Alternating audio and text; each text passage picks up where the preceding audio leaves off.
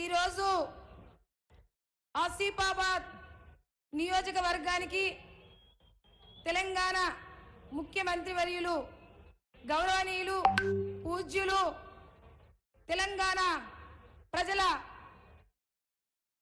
ఆశాజ్యోతి తెలంగాణ ప్రజల గొంతుక డైనామిక్ లీడర్ తెలంగాణ ప్రజల బిడ్డ ఈరోజు గౌరవనీయులు రేవంత్ రెడ్డి గారు మన ఆసిఫాబాద్ నియోజకవర్గానికి రావడం చాలా చాలా చాలా ఆనందంగా ఉంది. అదేవిధంగా మరి మన ఇన్ఛార్జి ఆదిలాబాద్ ఇన్ఛార్జి మంత్రివర్యులైనటువంటి సమ్మక్క సారక్క వారసురాలు పులిబిడ్డ సీతక్క గారికి, మరి సభాధ్యక్షులు విశ్వప్రసాద్ అన్న గారికి, మరి మన అందరికి వేదికపై ఉన్నటువంటి డిసిసిలు ఇన్ఛార్జీలు, మరి వేదికపై ఉన్నటువంటి ప్రతి ఒక్కరికి కూడా పేరు పేరున పాదాభివందనాలు తెలియజేస్తూ, అదేవిధంగా ఈరోజు జనజాతరకి విచ్చేసిన అన్నలకి అక్కలకి తమ్ముళ్ళకి అందరికీ కూడా శిరసు వంచి పాదాభివందనాలు తెలియజేస్తున్నాను. ఈరోజు ఆదిలాబాద్ జిల్లాలో రాబోయే మే 13 నాడు అందరూ చేతి గుర్తుకు ఓటేసి భారీ మెజార్టీ ఇచ్చి మరి ఢిల్లీలో రాహుల్ గాంధీ గారిని ప్రధానమంత్రి చేయడానికి మీరందరూ కూడా చేతి గుర్తుకు ఓటేసి గెలిపిస్తారనేసి మీకందరికీ పాదాభివందనాలు తెలియజేస్తున్నాను. తెలంగాణ రాష్ట్రంలో మరి ఈరోజు మీరందరూ కూడా ఒక సైన్యంలా కష్టపడి దేశంలో మన కాంగ్రెస్ ప్రభుత్వాన్ని ఏర్పాటు చేసుకున్నాం. మరి రాష్ట్రంలో ఏర్పాటు చేసుకున్నాం, దేశంలో కూడా కాంగ్రెస్ ప్రభుత్వాన్ని ఏర్పాటు చేసుకుంటే మన దేశం బాగుపడుతుంది, మన ప్రాంతం కూడా బాగుపడుతుంది, మన రాష్ట్రం బాగుపడుతుంది. కాంగ్రెస్ పార్టీ అంటే ప్రజల పార్టీ, బడుగుల పార్టీ, బలహీనుల పార్టీ. కాంగ్రెస్ పార్టీ అంటేనే ప్రజల పార్టీ. మనం చూస్తున్నాం గౌరవనీయులు రేవంత్ రెడ్డి గారు మరి ఏ విధమైనటువంటి పరిపాలన చేస్తున్నాం మనం చూస్తున్నాం. మనం గతంలో చూసిన బీఆర్ఎస్ పరిపాలన ఎలా ఉండేనో చూసినాం. ఇప్పుడు మరి ప్రజల వద్దకే పరిపాలనను తీసుకుపోతున్నాం. మరి ఈరోజు ప్రతి ఒక్కటి 6 గ్యారెంటీలతోటి మనం ముందుకొచ్చినాం. కాంగ్రెస్ పార్టీ అంటే త్యాగాల పార్టీ. కాంగ్రెస్ పార్టీ భారతదేశ స్వతంత్రం నుంచి మరి ఎన్నో త్యాగాలు చేసినటువంటి పార్టీ, ఎన్నో చట్టాలు తీసుకొచ్చినటువంటి పార్టీ, ఎన్నో పథకాలు తీసుకొచ్చినటువంటి పార్టీ. మొన్నటికి మొన్న గెలిచిన తర్వాత మరి 6 గ్యారెంటీలతోటి మనం వచ్చి గడప గడపకు 6 గ్యారెంటీలు ఈ రోజు వెళ్ళినాయి.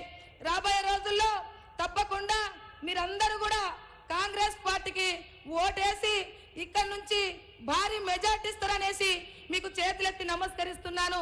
మొట్టమొదటిసారిగా మరి ఏ పార్టీ కూడా మనకు 75 సంవత్సరాల స్వాతంత్రం వచ్చి 75 సంవత్సరాలు దాటిపోయినా ఏ పార్టీ కూడా మరి ఒక మహిళను గుర్తించలేదు.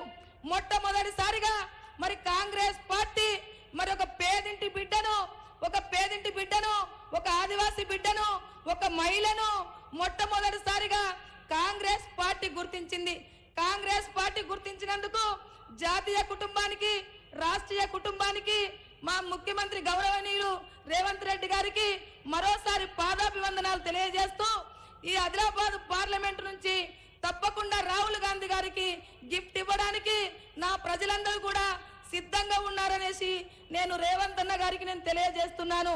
ఎందుకంటే ఈ ఆదిలాబాద్ పార్లమెంట్ లో అందరూ కూడా బడుగు బలహీన వర్గాలే ఉన్నారు. అన్న మీరు 3 సార్లు ఇప్పటికి వచ్చిండ్రు, మా ప్రజల గుండెల్లో మీరున్నారు. ఎందుకంటే ఏ ముఖ్యమంత్రి కూడా 3 సార్లు రాలేదు, ఏ మంత్రివర్యులు కూడా ఈ ప్రాంతాలకు రాలేదు.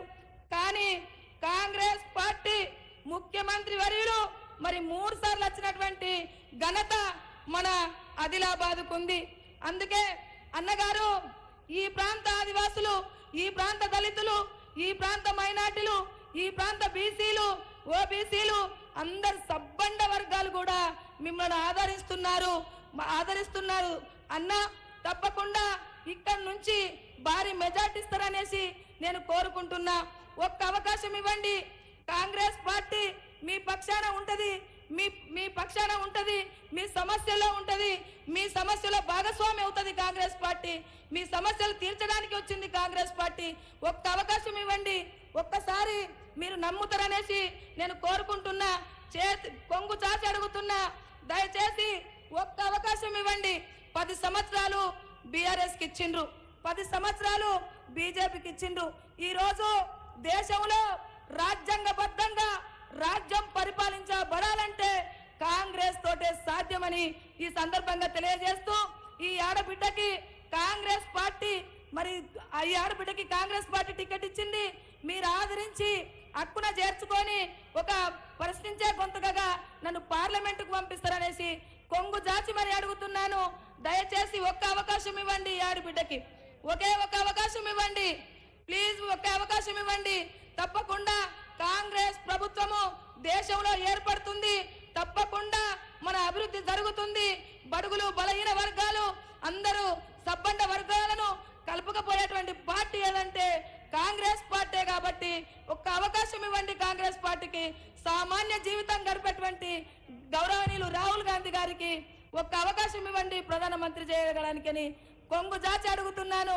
మీరందరూ కూడా ఒక్క అవకాశం ఇస్తారనేసి చేతులెత్తి నమస్కరిస్తున్నాను.